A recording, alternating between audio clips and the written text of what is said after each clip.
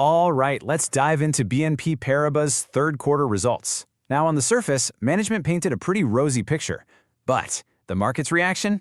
Not so much. It was fast and it was negative. So we're going to figure out exactly why. And when I say swift, I mean it. The stock closed down 3.5% on the day of the release. That right there, that's the big puzzle we need to solve today. Right? Because if you actually listened in on the conference call, you'd hear management talking all about solid performance, great strategic moves, the whole 9 yards. But the market? The market saw something completely different. And our job, right now, is to get to the bottom of that disconnect. Okay, so let's start where pretty much every investor starts, the headline numbers. Think of it like peeling back an onion. This is that first layer, and it's where you can see the first hint of trouble. Now, look, at first glance, these numbers look pretty good, right?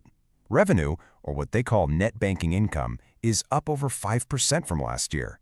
Net income, up more than 6%. So what's the problem? Well, here it is. Both of them just slightly missed what the analysts were expecting. And you know how it is in this market, even a tiny miss can get you punished, and punished hard. But hold on, a small miss on revenue isn't usually enough to knock a stock down 3.5%. So what gives?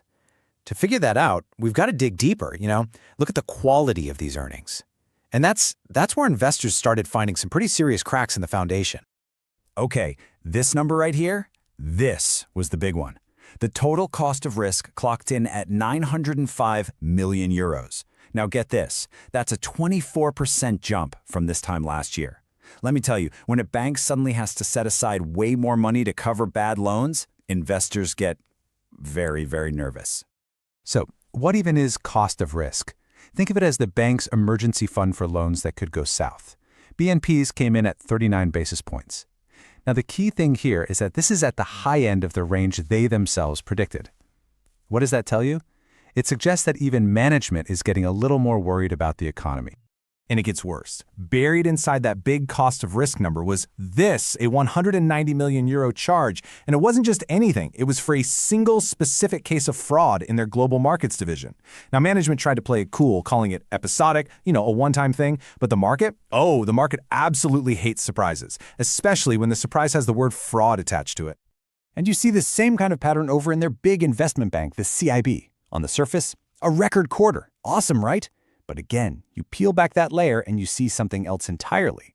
The whole thing was carried by their equities business, which had this insane 17.9% growth. Meanwhile, FICC, that's their fixed income and commodities trading, grew a measly 3.7%. That's a huge red flag. It shows they're really relying on just one engine to power the whole train. So, with all these concerns popping up, what did management do on the call? Well, they spent most of their time trying to get everyone to, look over here. They wanted to shift the conversation away from all this short-term noise and get people focused on their big, long-term strategic plan. And right here, this is the heart of the problem. It's like two different conversations happening in the same room. On one side, you've got management talking about the future, long-term value, big acquisitions, giving money back to shareholders. But on the other side, you've got the market, and they are laser-focused on the right now. Rising credit costs, scary legal problems, and the quality of this quarter's earnings. They're just not on the same page at all. So how did management play defense? Well, their biggest move was on that really damaging U.S. court verdict about Sudan. The CEO, Jean-Laurent Bonnafé, he came out swinging. He called the verdict fundamentally flawed and basically promised everyone they'd win on appeal. It sounded really forceful, sure, but at the end of the day, it's just words. And those words are up against a massive, multi-billion-dollar risk hanging over the company. The other big piece of their long-term story is this huge acquisition of AXA Investment Managers. The bet they're making is that this deal is going to be a game changer. It's supposed to create a new powerhouse in European asset management. They're hoping to find a ton of efficiencies or synergies, which should, in the end, make the whole company more profitable. But here's the thing. The market just wasn't buying it. At least, not on this particular day. The immediate reaction wasn't excitement about the future, it was a straight-up crisis of confidence.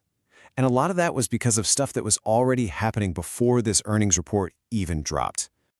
This timeline really tells the whole story, so check this out.